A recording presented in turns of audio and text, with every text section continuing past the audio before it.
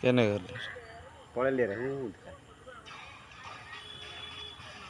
ଏବେ ଦେଖନ୍ତୁ ପୁରା ବିଲ ଟାଇମ୍ ହେଲାଣି ତ ବିଲ ସବୁ ଲଗା ହେଇଛି।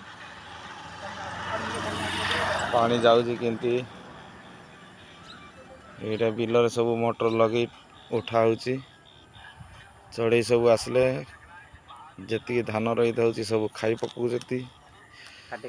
କାଟି କାଟି ସବୁ ଖାଇକି ପଳାଉଛନ୍ତି। ଦେଖନ୍ତୁ